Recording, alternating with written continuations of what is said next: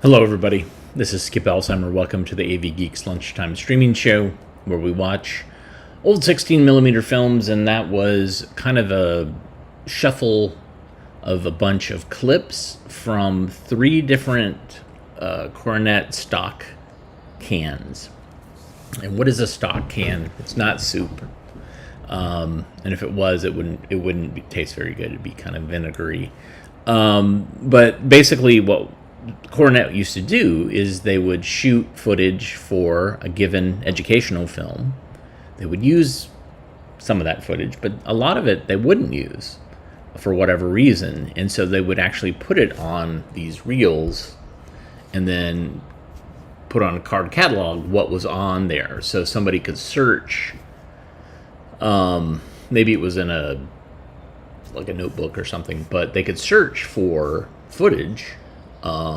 So they're like, oh, we need a shot of a butterfly. Oh, well, we can go back and see what the outtakes we have for butterfly footage and see if we can use that in a new production. Very thrifty. Very, very thrifty. But, yeah, that was a whole lot of different stuff. Different time periods, different places, all that stuff. So today, I don't know if you notice, like on my hand, it says Bike Safety RC 125. Today has been a little bit of a nightmare with technology. So I was going to walk through with the contractor at the archive space to kind of make sure that things are done, because we're almost finished. I mean, I think by the end of this week, everything will be done, which is exciting. Then we have to move everything back, which who knows when that's going to happen. But I get there's no power in the neighborhood at all. And so my plan was I was going to go there, I was going to meet with folks, then I was going to maybe broadcast, do our streaming show from there in the basement again, so you could kind of see, and I could set up some more shelving units. But that all got changed. Then I came back and was setting up stuff, and I noticed that YouTube was not letting me watch videos. It would just say not available, not available. And I was like, what's going on? And it was some weird browser thing where I had to log out of my account and then log back in. But that took 30 minutes to try to figure out what was going on with that. Then I tried to fulfill some stock footage this morning, and it was like, this hard drive doesn't work. Oh, I found the original hard drive, but that file is corrupt. So now I have to find another hard drive, and now I have to go back and find a film, which is off-site somewhere. It's in the batch RC 125. So it's been a lot today. So I cobbled something together. We're going to watch. And it's going to be two things we haven't seen. One thing that we have seen, but I love it, and I think we're due to show it. It's been a while since we've showed it in its entirety. But we're going to start off with our good friend, Hocha. Enjoy.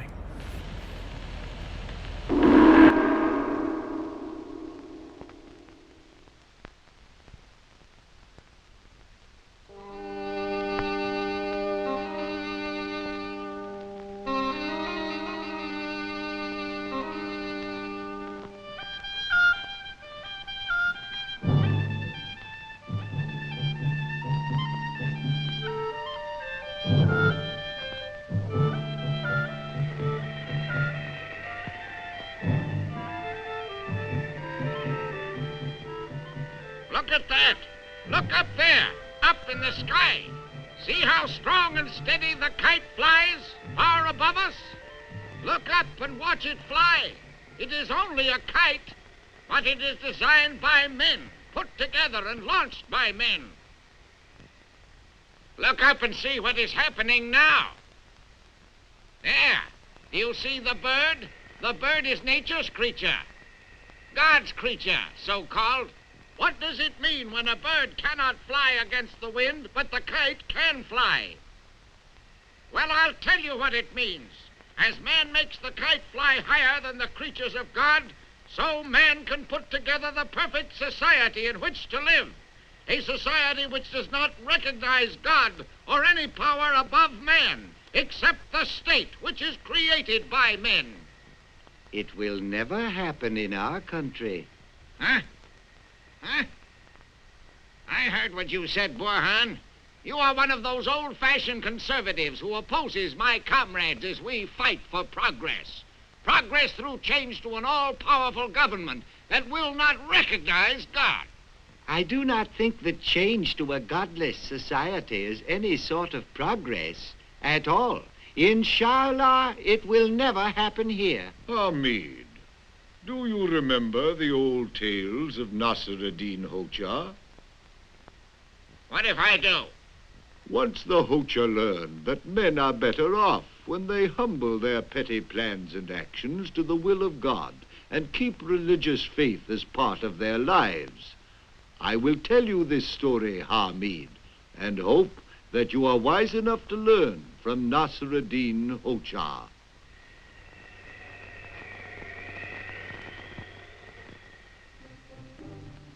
As much as we respect his memory, it must be admitted that sometimes Naseredin Hocha had stubborn and defiant moods. For example, one night he declared, If it rains tomorrow, I will go out cutting wood. But if the weather is fine, I will go plowing in the field.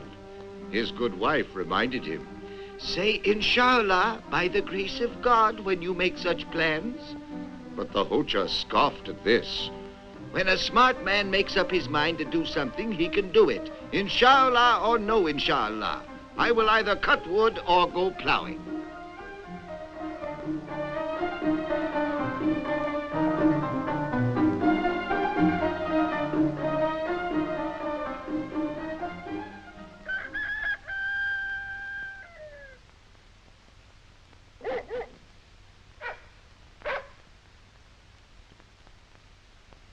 The next morning, the weather was more or less stormy. Sometimes more, sometimes less.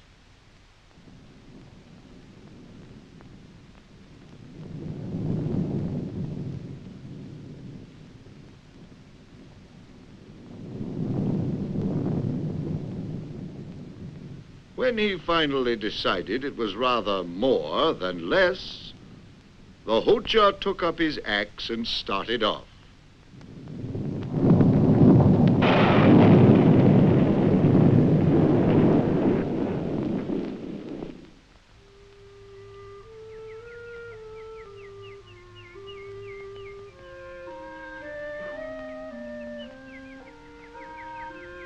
As was his habit, the Hocha took his time, and before cutting any firewood, he thought he would sit down and rest in the shade of a walnut tree.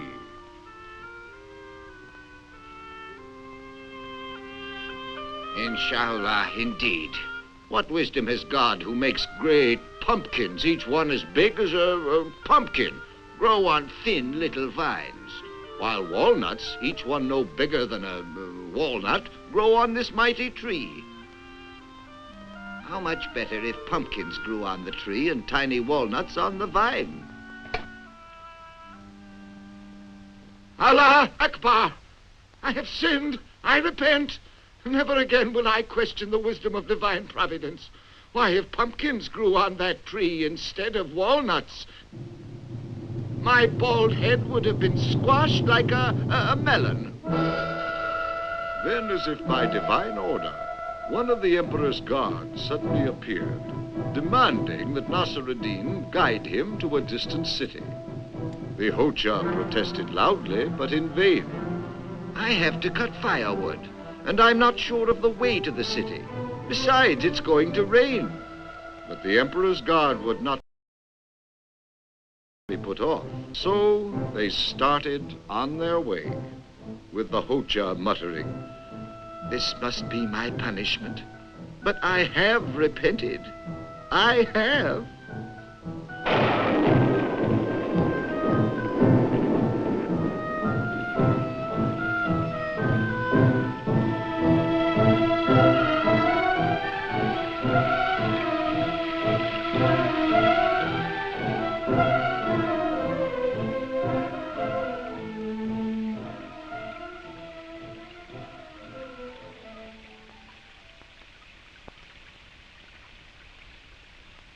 All alone in the late hours of that night, the Hocha's wife wondered how long it could possibly take to cut firewood.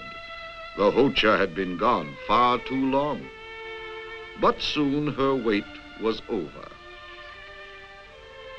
Open! Open, wife!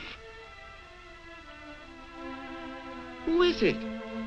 It is I, Naseredin, the Hocha. Inshallah, inshallah. I have come home. Inshallah.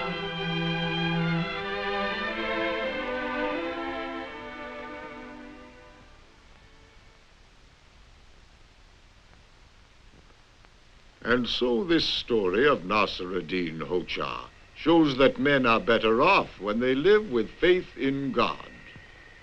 Now, Effendi, you see that kite of mine? It flies where no bird can fly. What men make together is superior to nature and to God. Again you are wrong, Hamid. Even in this little example, your kite flies higher than the bird. Yes, but it flies only at a time of violence, when the wind chances to be rushing wildly. And even then, to stay up at all, the kite must be chained to its master by a cord. It has no freedom at all. It is typical of what men create, things of violence and chain. Nonsense. Look at it flying. It's better, I tell you. Can't you see it is? Hamid will not listen to you, Effendi. The young radicals will not listen, nor will they learn until their godless society comes down upon their heads. Look up there, as the rushing wind begins to die. The air is growing peaceful again.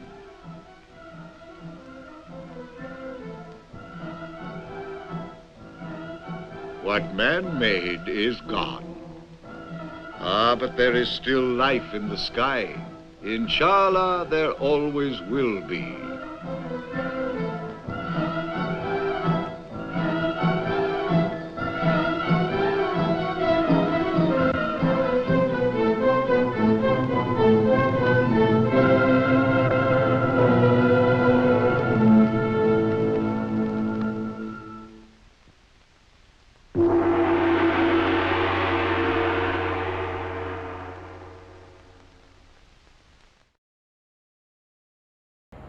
And of course, the young radicals and their godless agenda is basically communism, not radical Muslimism or Islam. So it's interesting to kind of see that. And we can talk like this. Maybe we should talk like this for the rest of the show. To add to my misery, my cat is just not eating her food that has a pill hidden in it. And she's being a pain in the butt. So there's that. Okay. So this film is from National Archives. It's about the information explosion. So try to guess what year this is. I think it's fascinating. I mean, we are certainly post-information explosion, but just reeling from the amount of information that is being presented to us every day. And this is from a time where it was before the internet, obviously, before computers, at least home computers. And yeah, anyways, let's see what they have to say. Enjoy.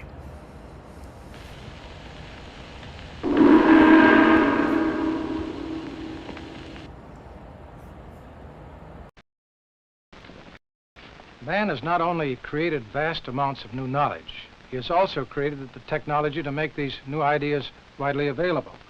To get answers to our questions, for example, we may pick up an inexpensive paperback book or refer to an encyclopedia.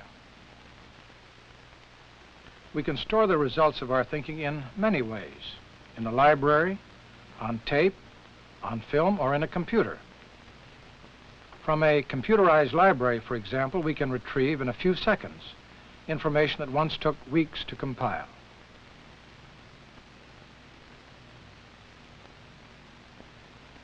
We have machines that provide rapid language translation.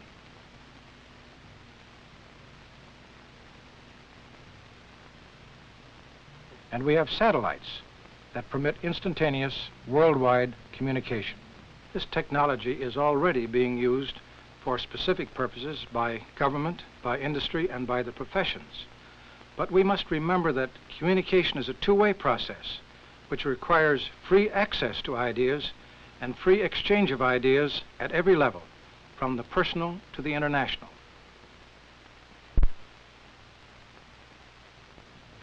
Afternoon.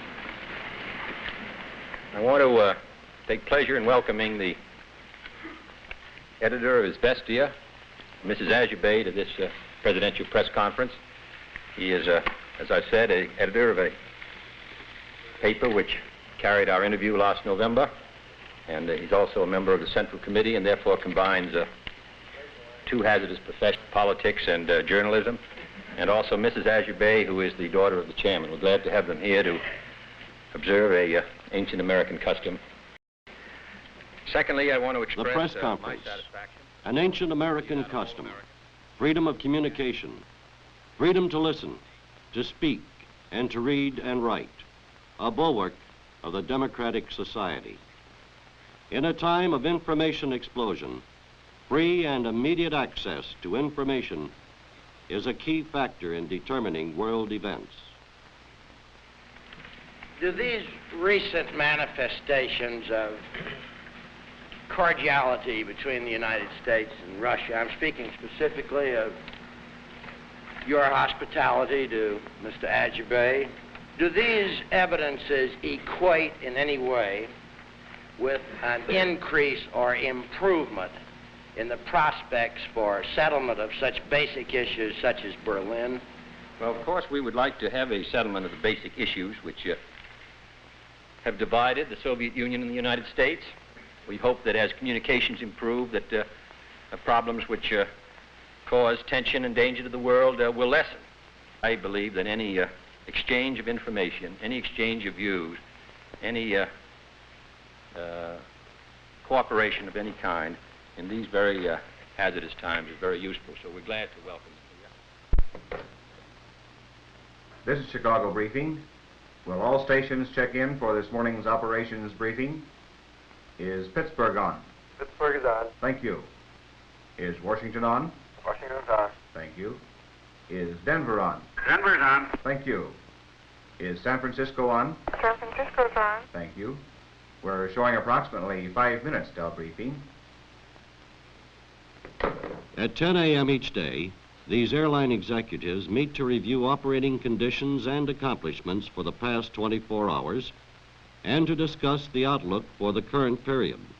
The briefing is held for the President and operating executives in Chicago, Pittsburgh, Washington, Denver, and San Francisco.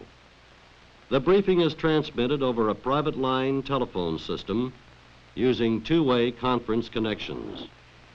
We've finally had spring move into the upper Mississippi Valley with the passage northward during the night of a warm front associated with thunderstorms to the south and temperatures raising up into the high 50s during the night.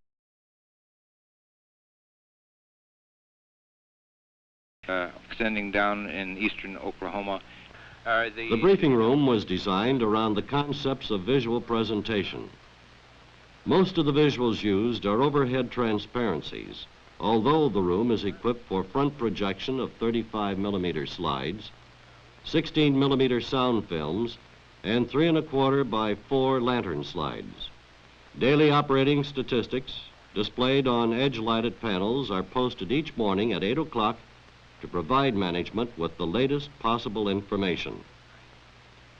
The briefing room is operated by the Statistics Department. Its job is to provide busy executives with a maximum amount of information in a minimum amount of time.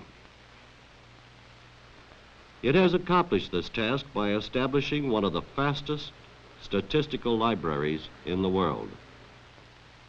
Information on performance and economic accomplishment that once took 30 days to retrieve can now be retrieved in 30 minutes.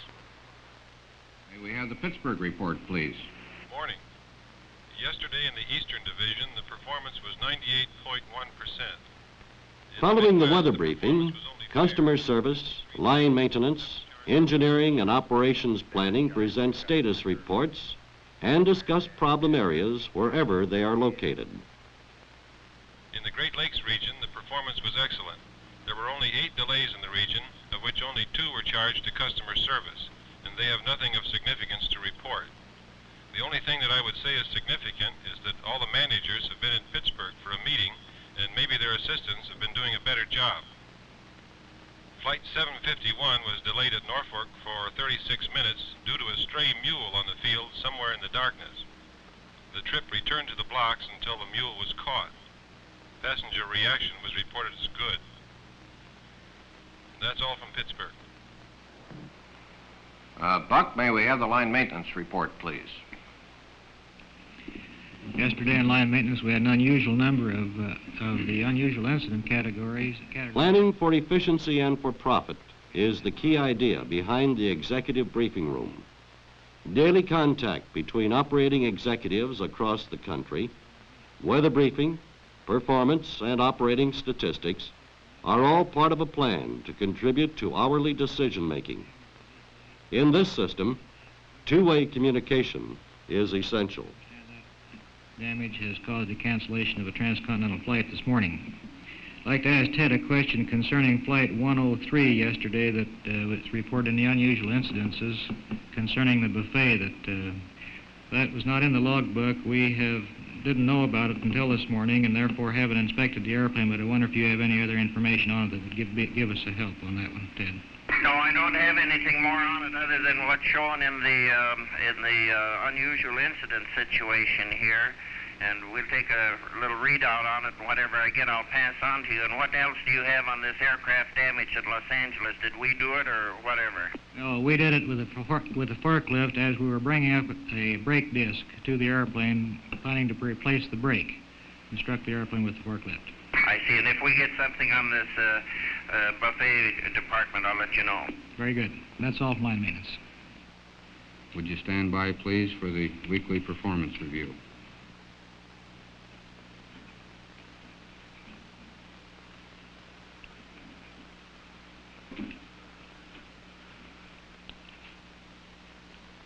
For the week of March 28 through April 3, both traffic and performance improved from the previous The most week. unique use of the executive briefing room is the transcontinental presentation of the weekly operations analysis.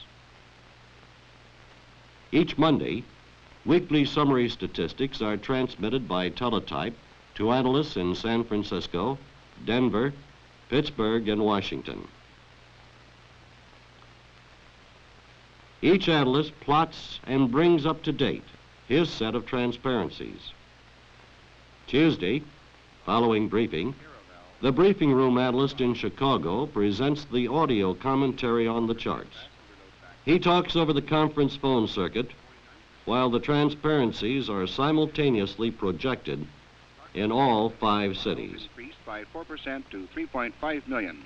The 1.7 million cargo liner ton miles were a 50% increase. Over and out at Chicago. The executive briefing room, one of industry's methods of controlling the information explosion. An example of the importance that industry places on rapid dissemination of information.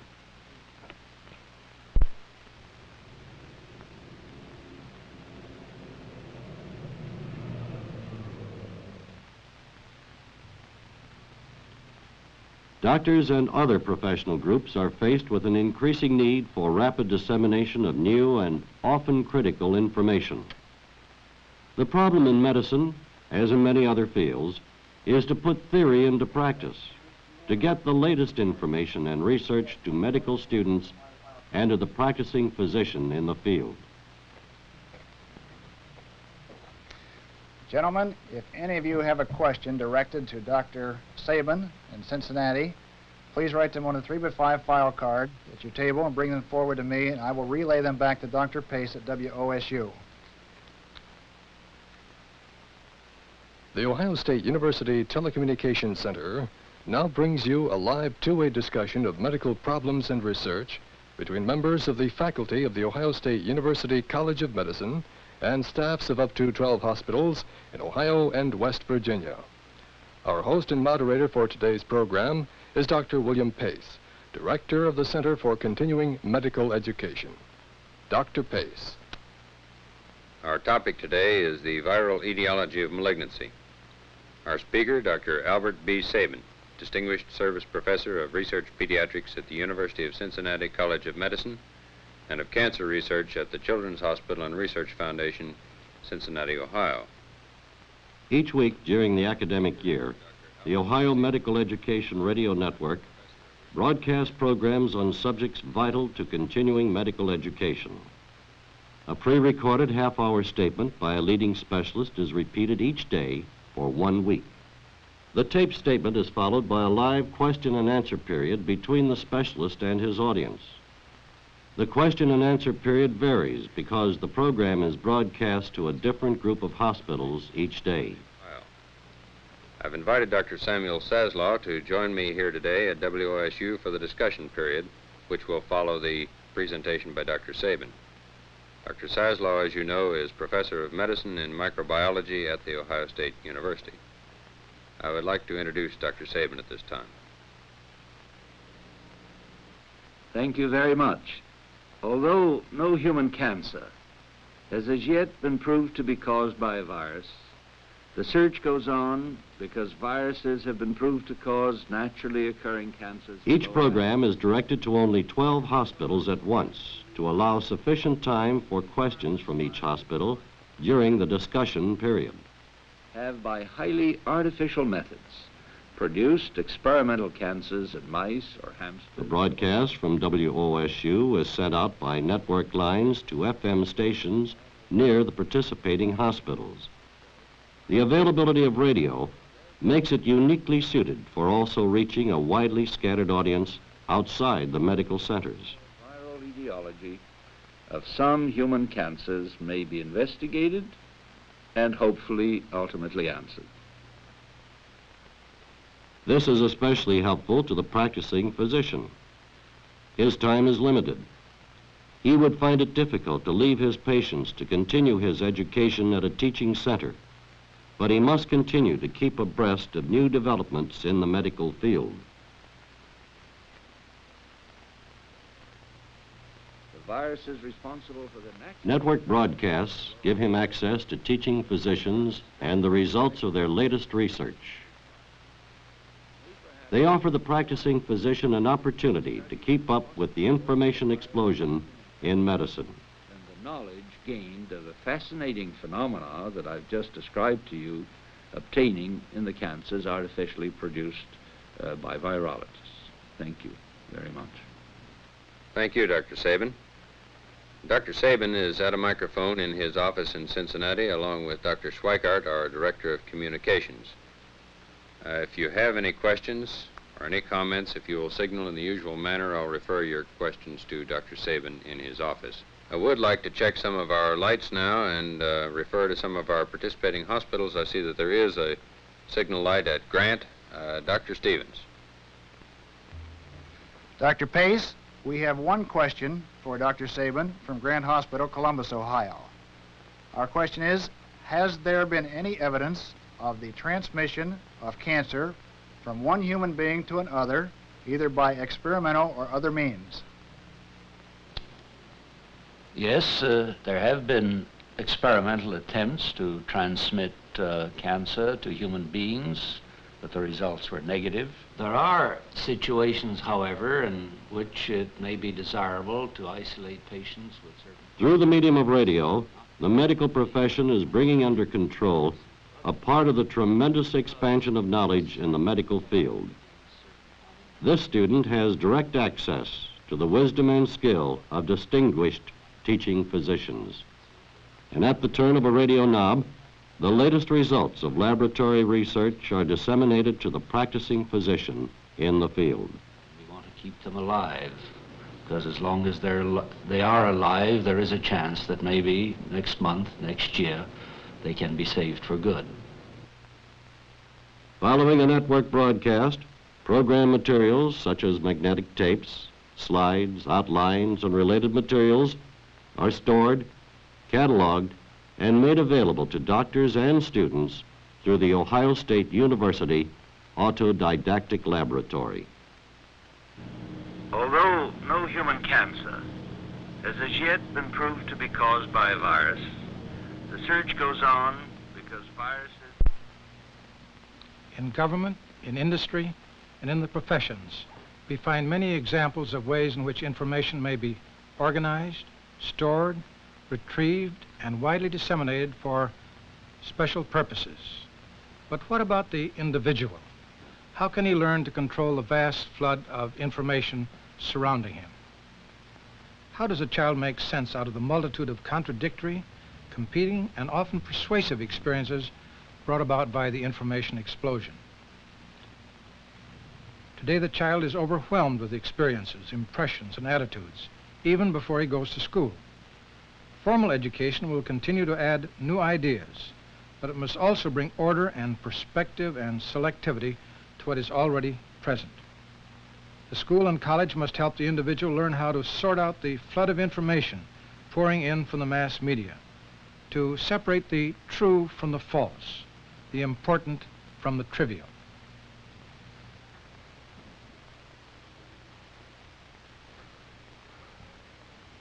We get out at 3 o'clock, and when I come home, I usually read the funnies first, and then I read the sports section.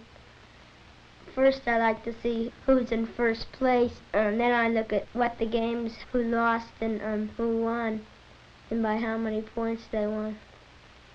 My other geography teacher, she'll say that there was an article in the paper last night and what it was about, and you should have read it. The influence of the teacher on the child's out-of-school media experiences can be significant. The influence of the parent is essential and powerful. When there's good movies showing, like if there's a good war picture, I usually go to, my mom tells me what movies are good to see, and so I'll go to the movies. I read Custer's Last Stand, and read Profiles in Courage, and I really like them to read. When you don't have anything to do, it's good to do. When I watch Flippo and I watch Walt Disney, and one of my favorite shows is Man from U.N.C.L.E. All media permit a certain amount of choice, and the child must learn to choose wisely, become more discriminating, learn to live in a multiple image world.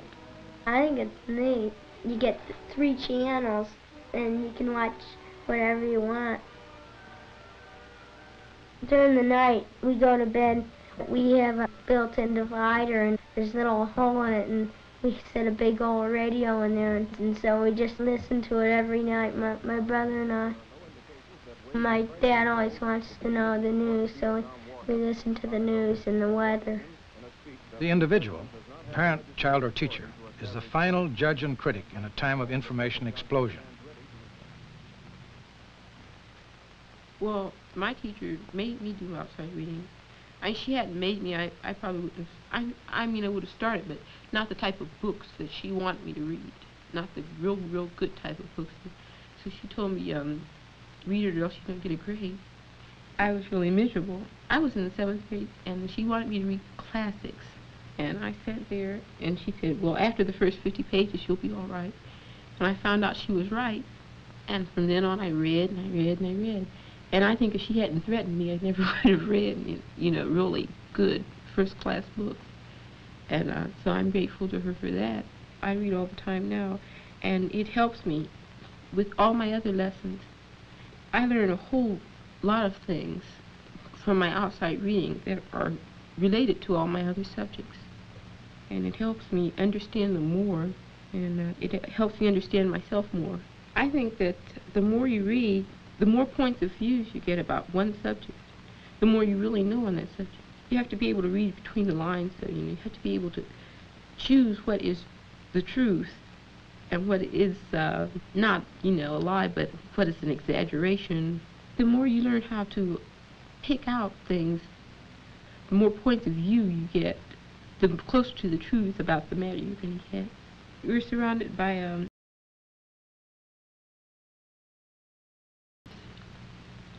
and then things that it wouldn't make any difference if you knew them or not.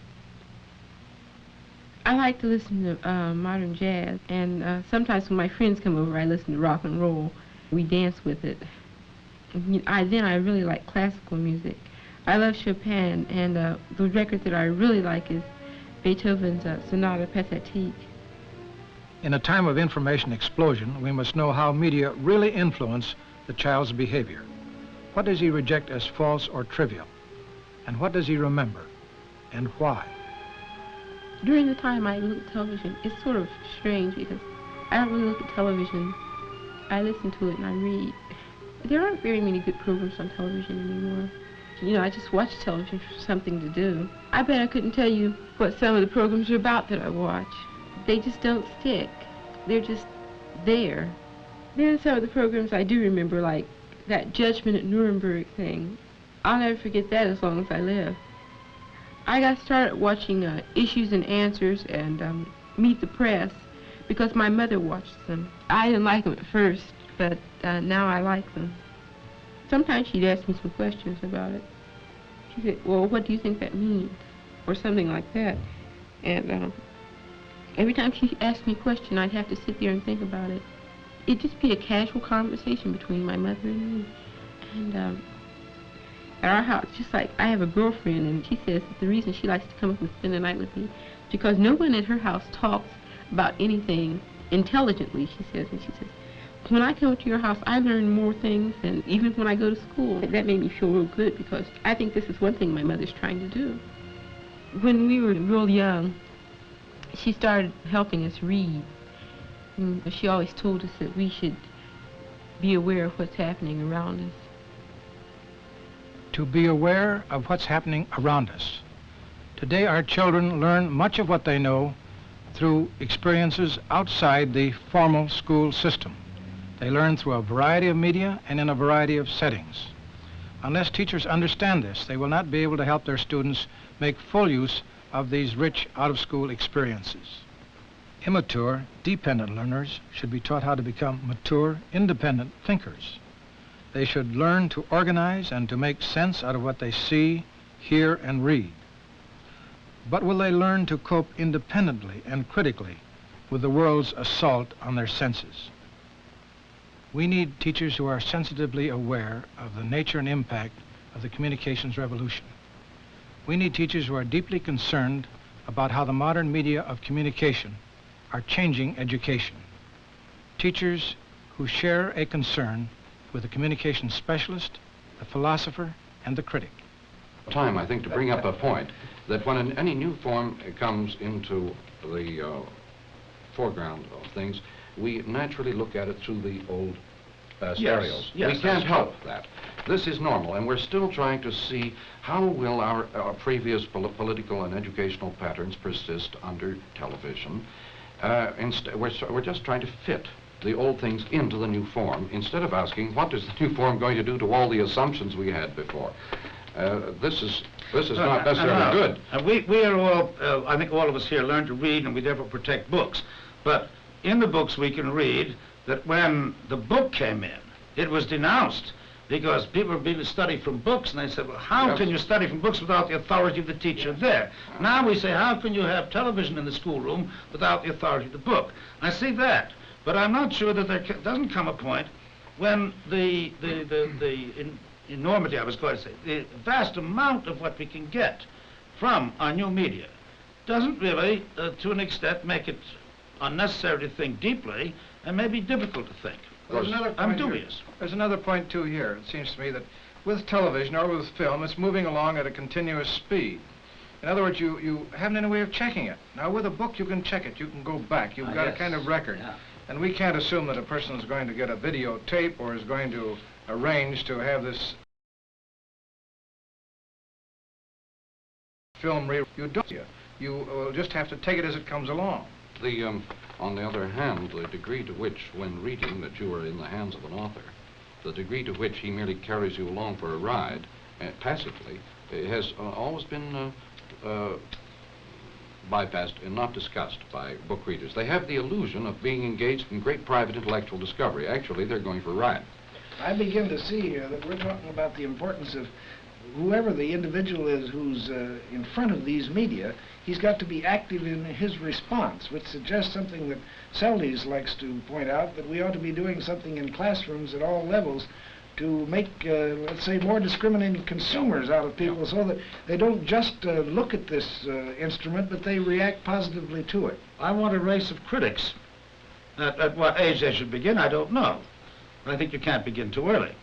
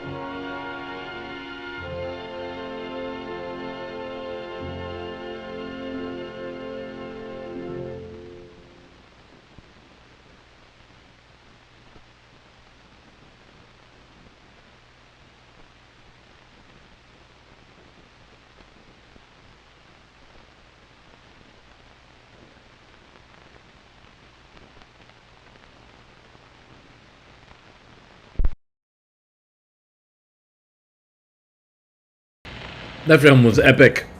So great. So many things to kind of think about in post information explosion time. It certainly talks about information explosion as being a good thing and how it manifests itself and as far as communication and stuff. So that film came out in 1966, according to the National Archives. And I think it was the Department of Education that had it. It was from their collection. So, yeah, pretty great. All right, so I got a film here. I've shown this in the past, but it's time to show it again. Sing along if you know the words. Enjoy.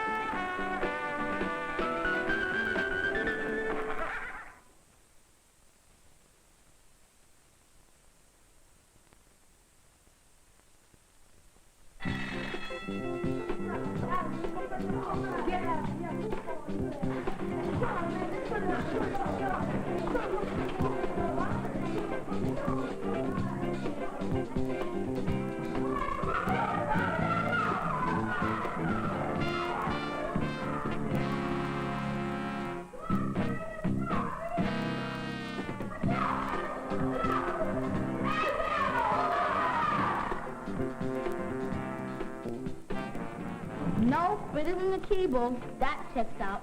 Gary, did you test the verb it? Renee! Did you hear the bell? It's 3 o'clock. We're free! Tomorrow's a science fair, Daisy. You promised me you'd help me with my book report tonight. Daisy, don't you understand how important it will be if we can get the Weeble-Fetzer to work? Nobody in history ever built a Weeble-Fetzer that worked. And a lot of people tried. I don't want to have to read the book. Why should I read The Wizard of Oz? I already saw the movie. Did you ever think you might have a good time reading it? A good time? Reading? You've been hanging around this school too long. Anyway, I sure know I have.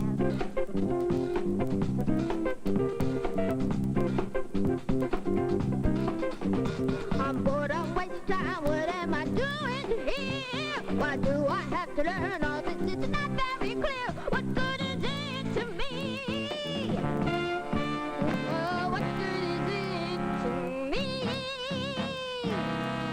They tell me school's the place to learn what I need to know. But I'm just sitting here while I am waiting to grow. What good is it to me? Oh,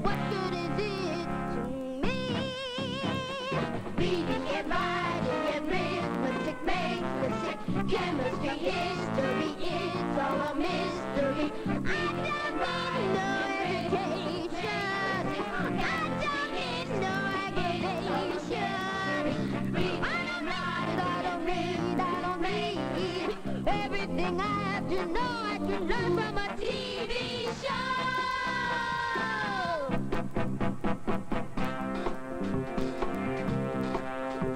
I wish I'd find a world where there would be no school. But life must be fantastic in a place without rules. What good is it to me? Oh, what good is it to me?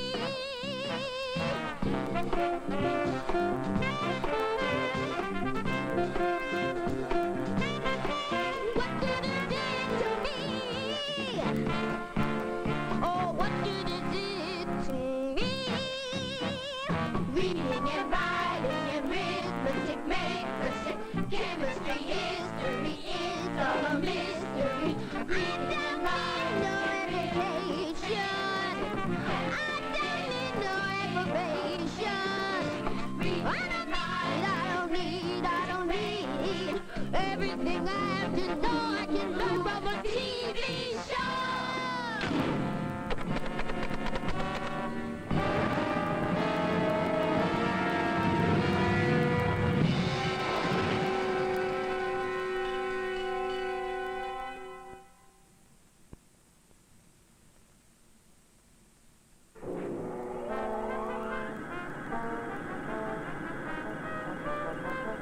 I wish I knew what a fever fix was, 'cause I think we made the one that works.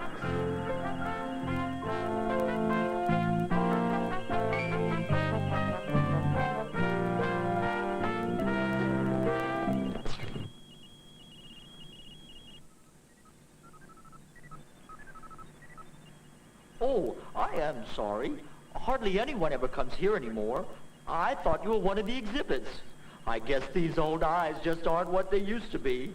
Actually, they used to be knobs from an FM radio. Honest? I told them I'd see much better with knobs from a television set.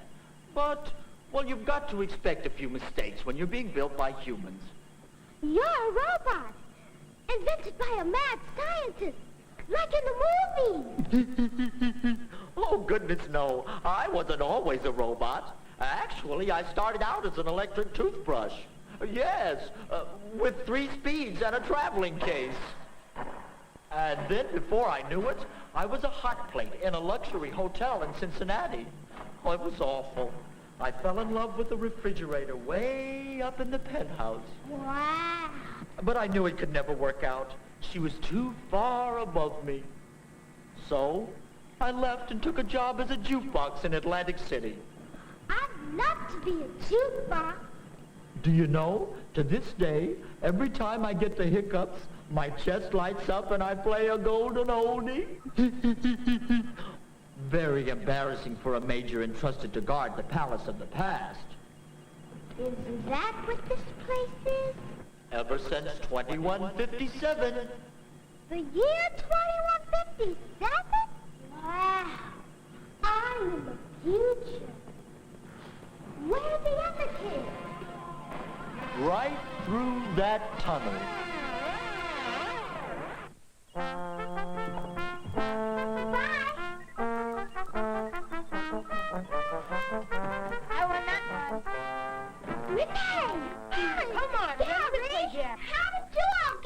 Future. On another Vivo sector? But isn't it exciting? I won't have to do my book report. Book report? Sure, on the Wizard of Oz. What's the matter? It's just a book. That's what I thought it was. Put it away! Don't let the Grand Poloni see it. Who? If the Grand Poloni finds out that you have books, Who? he can be anywhere. Who? Poloni! At your service, His Imperial Smarminess, your friend and mine, me.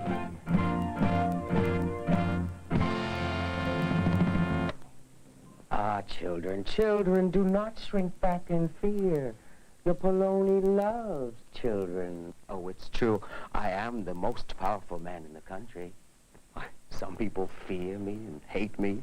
Others hate me and fear me. But sweet little children have nothing to fear from their lovable old Poloni. smell something terrible. It smells like intelligence. Could any of you children be carrying books? Only me, sir. It's just my school books. Books? This is a job for the Colonets! Coronet! Oh, oh! Coming, Chief, coming! Chief? I'm not the chief. That's the chief. How did the chair get to be chief? Coronet! Oh-ho!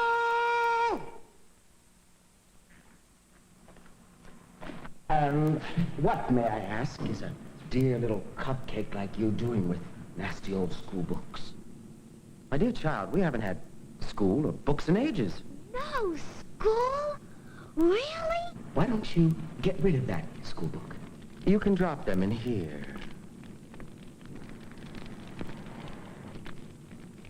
It'll get all burned up in there. Well, of course it will, dear child. And so it should. Books tamper with man's basic, natural ignorance. Now, what could be worse than that? But I can't burn this book. It's school property. Nonsense! Apple sugar. You just need to get into the mood. Books are not where it's at, teaching you how to spell cat. I know you'd rather play, so why don't you throw all your books away?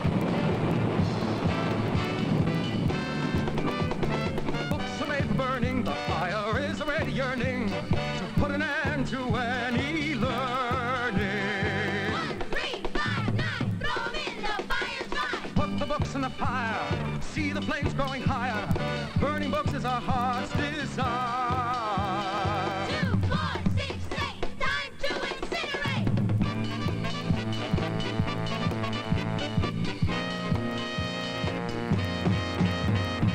Books will not make you wise, and reading's bad for your eyes. I am sure you agree, so why don't you give all your books to me? Books are made for burning, fire is already yearning to put an end to any learning. This one here is very good about a man named Robin Hood. Put the books in the fire, see the flames growing higher. Burning books is our heart's desire. Though I never liked Tom Sawyer, I won't be a book destroyer.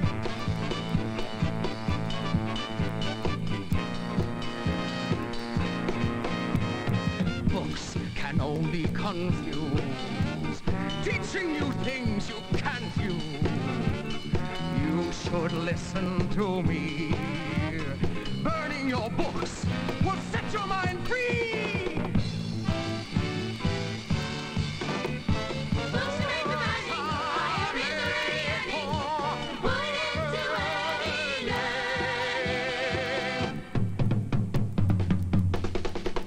Put the books in the fire, see the flames growing higher. Burning books is our heart's desire.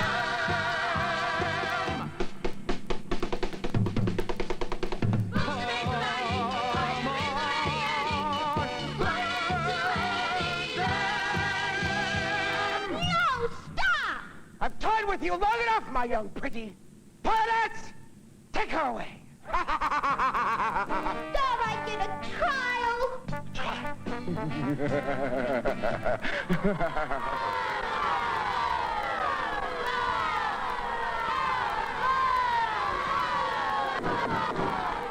Ladies and gentlemen of the court,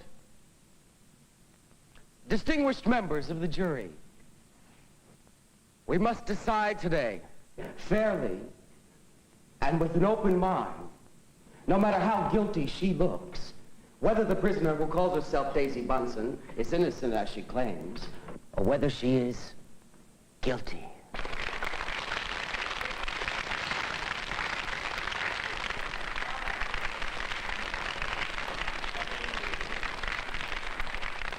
Now, we all know the terrible damage books can do. Crowd your little brains with all kinds of facts.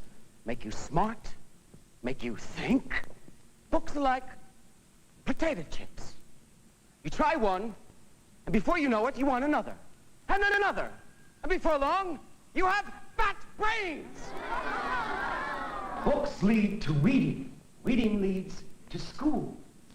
And schools lead to tests.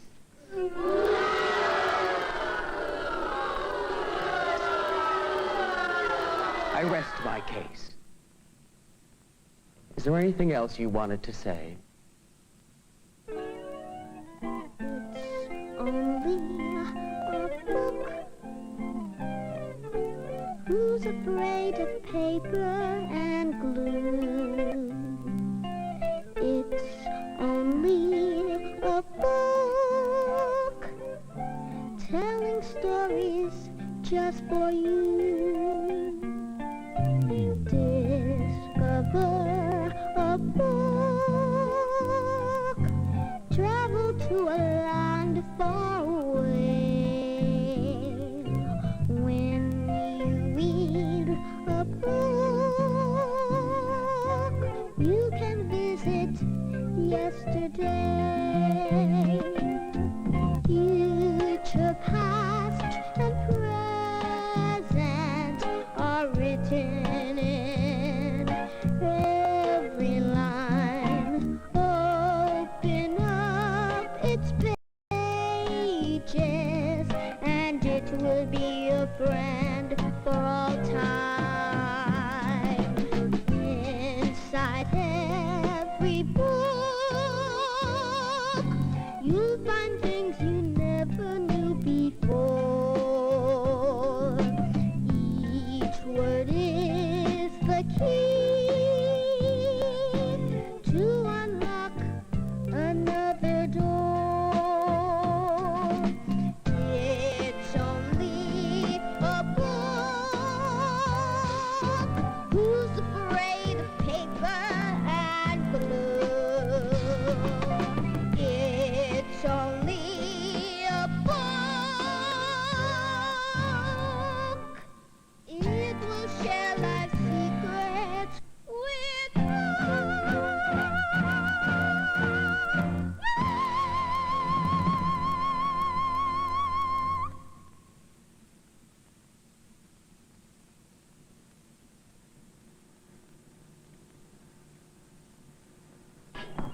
It's the Major.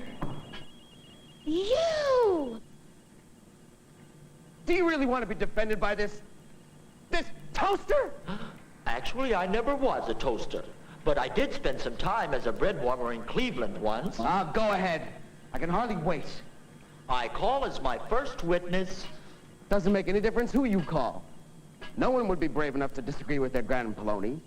I call the Wizard of Oz. Oh, he won't be coming from there.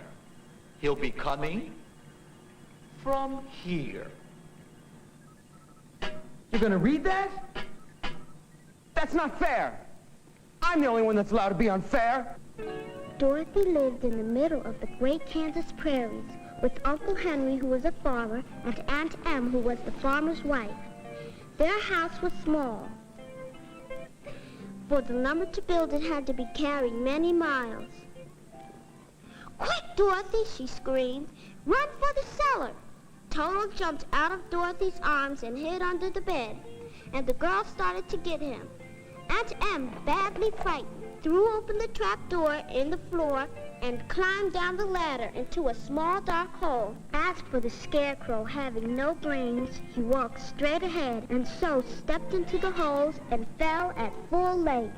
It never hurt him, however, and Dorothy would pick him up and set him on his feet again. But the old crow comforted me, saying, if you only had brains in your head, you would be as good a man as any of them.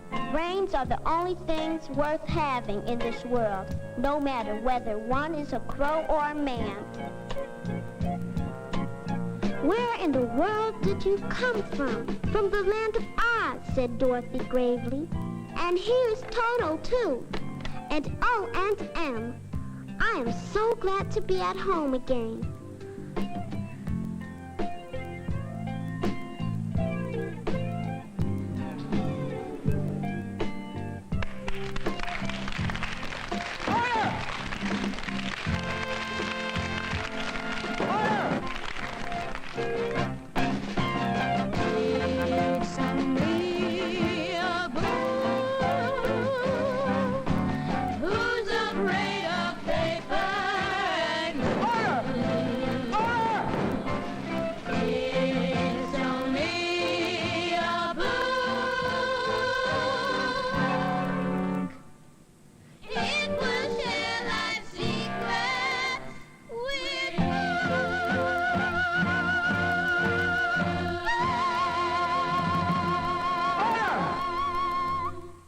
from her. Come on, Daisy, let's make a run for it. Come on, Major. No, wait! Coronet! Coronet! Stop her!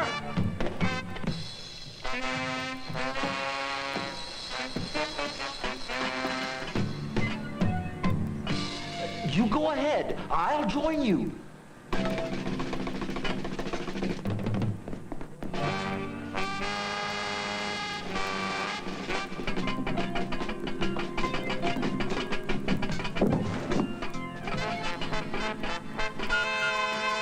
Get out! You! Guard this area! You! Come with me!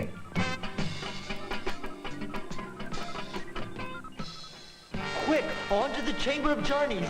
Let's get Daisy home. Up there. What are those squiggly lines? That's writing. It says, library. Welcome to the joy of the written word. How come the door's open? Reading is the key, my boy.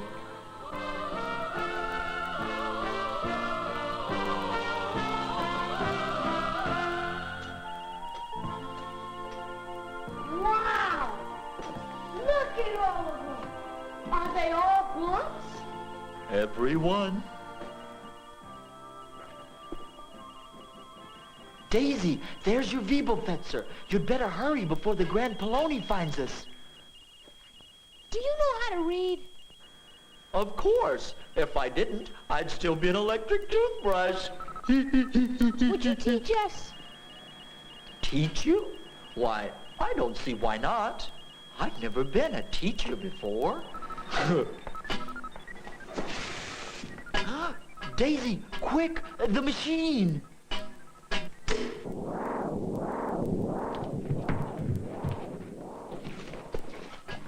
Read us! Read us! Read us! Read us! I'll tell you what. I'll teach you all to read. Teaching Polonets to read? Yes, your Poloni ship. Your Grand Poloni ship. I hate it when they leave out the grand. Your Grand Poloni ship. You can't stop people from reading anymore. Oh, I don't want to stop them. I want to learn, too. You? That's why I ran after you. That was a wonderful story. I had no idea that books could be more fun than being mean. Now, I want to read everything. Can I come to class, too? Of course you may. Daisy, the Wiebelfetzer, it's going. Bye. Bye. Bye, Daisy. Goodbye, Major.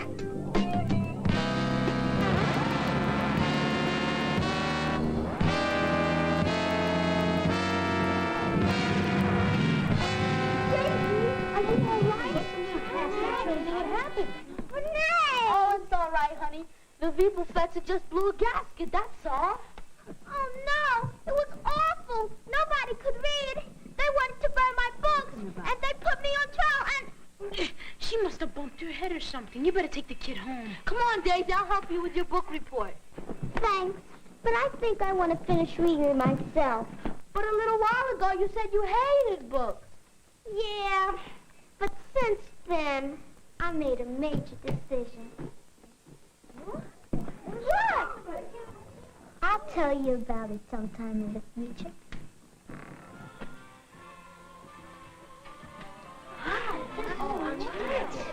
What happened?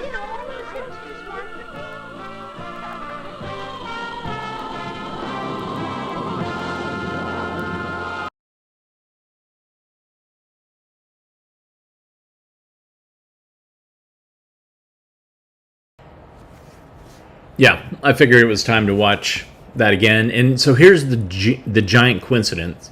I was going to show that yesterday, but I ran out of time.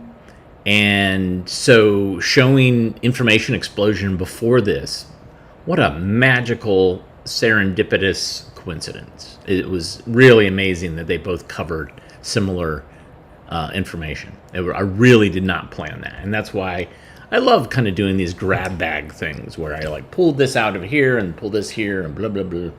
Anyways, thank you so much for tuning in. Thank you, Nathan and Jim, for contributing via the Super Thanks button. That's a great way to support us with some cash, some moolah. I just heard that the power is back on at the archive. I think we will broadcast from there tomorrow, featuring a special guest, Bill. What is his name?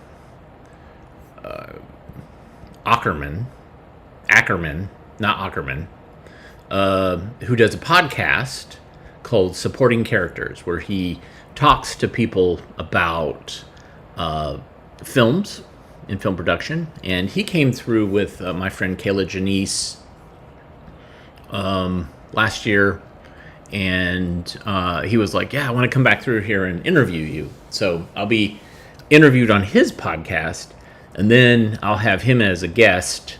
And I think we're going to try to watch films that have kind of Hollywood tie-ins, like people that, like producers or filmmakers who later or earlier did feature films. I'm trying to flesh out what I'm going to show.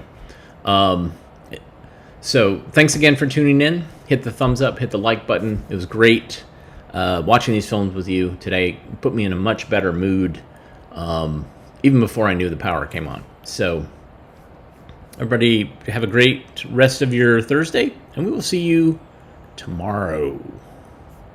Take care.